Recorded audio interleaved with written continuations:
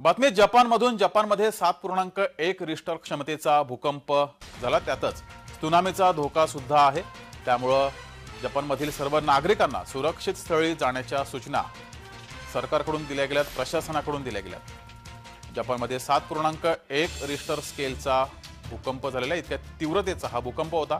त्यानंतर आता त्सुनामीचा इशारा सुद्धा दिला गेलाय। समुद्रात त्सुनामीच्या लाटा उसळतील असा इशारा दिला गेलाय। त्यामुळे जपानच्या किनारपट्टीवरील नागरिकांना सुरक्षित स्थळी जाण्याचं आवाहन प्रशासनाकडून करण्यात आलंय।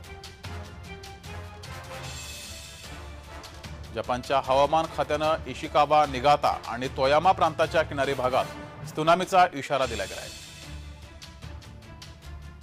तर या भूकंपामुळे इशिकावा प्रांतातील नोटोपर्यंत 5 मीटर उंचीच्या लाटा उसळतील असा सुद्धा इशारा देण्यात आलाय।